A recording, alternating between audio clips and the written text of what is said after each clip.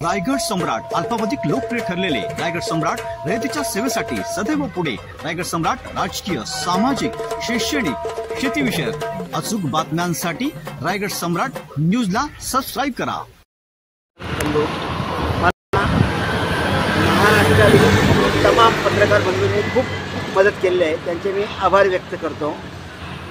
4 वेळा महाराष्ट्रातील पत्रकार तहसीलदार कचेरीच्या पायरीवरच आले होते। 2 वेळा रायगडमधील पत्रकार व 1 वेळा मी माझ्या शेतावर पण पत्रकार परिषद आयोजित केली होती। की कधी तर मला तहसीलदारांनी माझ्यावर आरोप केले का हा आम्हाला बदनाम करतो, खोटे-नाटे आरोप करतो, बिनबुडाचे आरोप करतो। पण जे आता त्यांनी जे बनवलेत फेरफार 3889, 3890, 3892 हे बेकायदेशीर आहेत। कारण काका परशुराम सीताराम गोंधळी हे सुरुवातीला 1.5 वर्ष माझ्यासोबत होते। माझा भाऊ सुनील परशुराम गोंधळी हा माझ्यासोबत होता। तर आमची तालुका पनवेल वरिष्ठ पोलीस निरीक्षक राहुल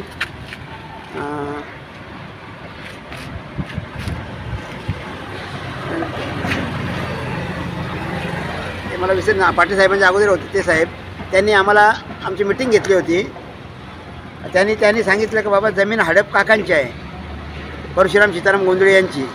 कारण काकांचं तरीकडील क्षेत्र कसं आहे 17.70 लागवडी क्षेत्र, 1 गुंठा वर्कस।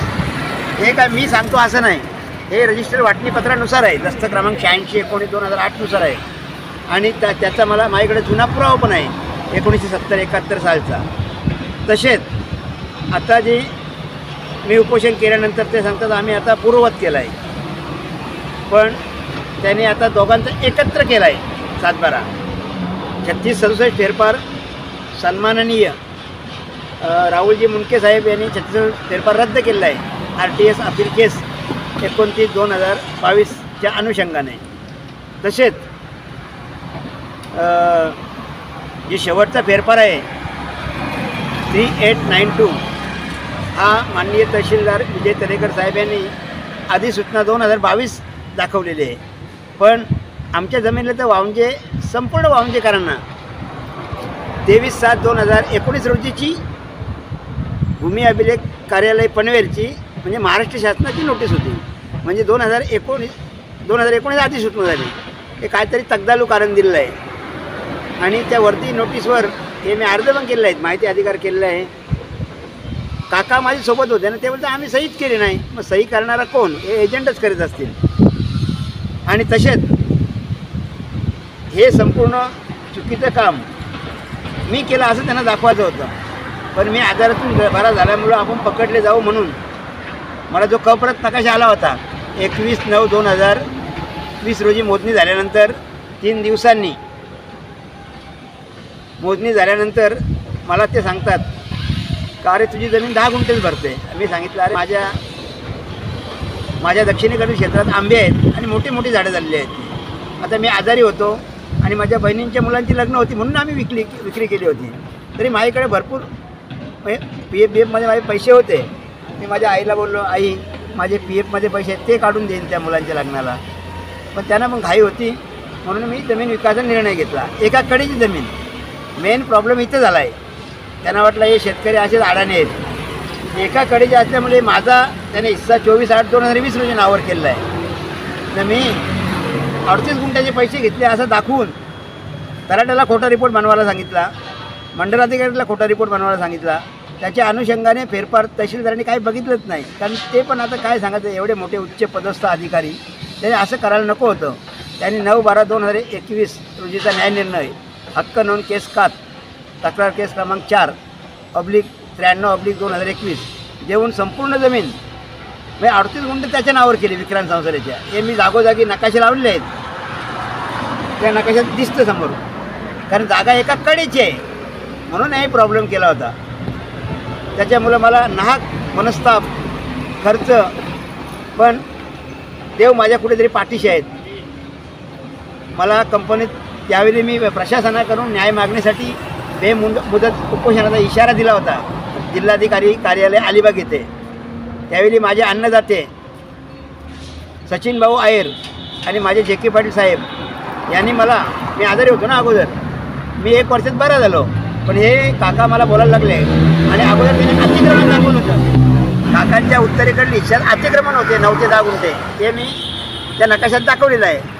ते अतिक्रमण होतं. मी सुद्धा घाबरलो, अरे काकांना मी 5 गुंठ्याचे पैसे तरी जातील, कारण एका कडेची जागा आहे ना.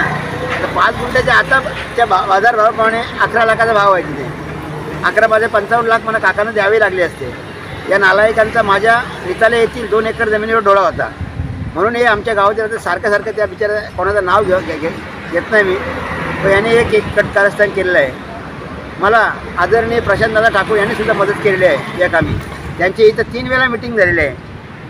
त्यांनी सांगितले बा तो समोरचा माणूस येणार आहे साहेब, बरं हा प्रत्येकाला असंच सांगतो. आमचे सोयरे बबनदादा पाटील, रामदासदादा पाटील यांच्याकडे पण गेलो होतो. ते पण काय तो आपला तुमचं काम करून देणार आहे.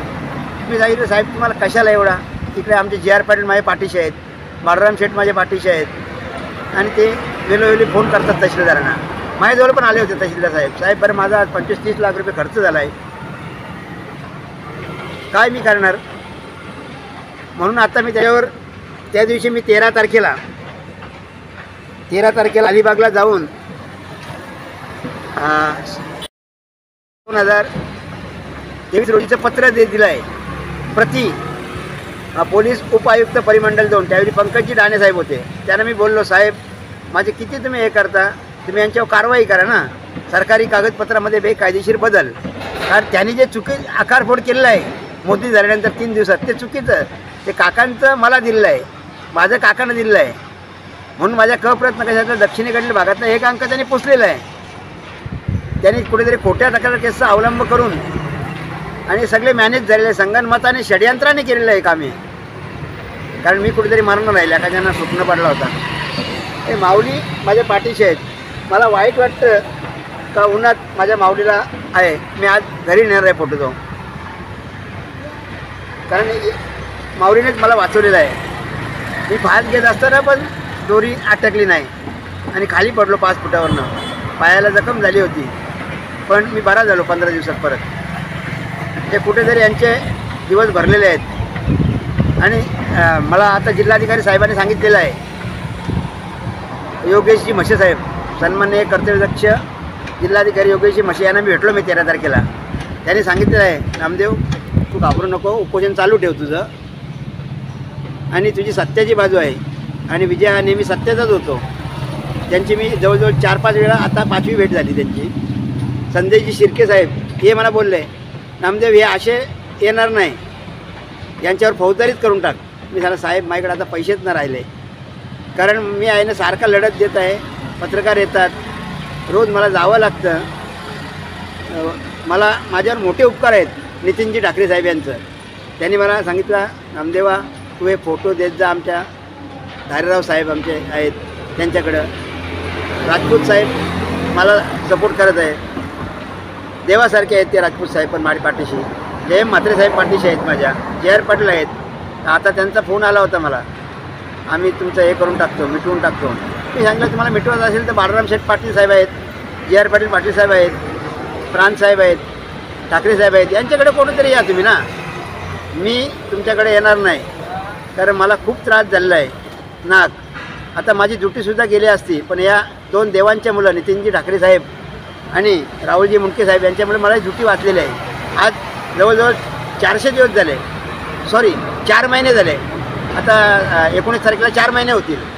पण आता माझा म्हणजे खुशखबर एक आहे का माझ्या आता पगार वाढ पण झालेली आहे. आता 1 लाख रुपये पगार झालेला आहे माझा. तर साहेबांनी, ही माझ्या मोठ्या साहेबांचे उपकार आहेत का मला त्यांनी सांगितलं बाबा कामाला जायचं जा तू. राहुल मुंडके साहेबांनी, नितीन ठाकरे साहेबांनी, यांनी मला माझ्या देवासारखे आहेत ते पाठीशी माझे. नामदेव घाबरू नको तुम्ही, आम्ही पाठीशी आहोत.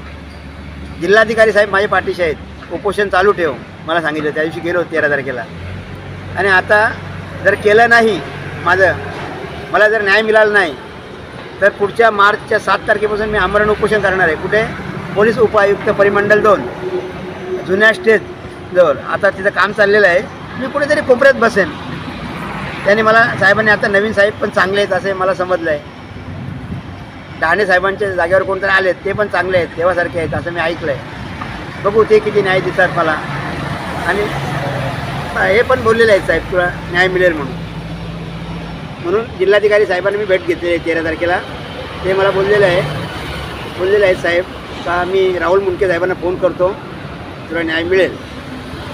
नमस्कार.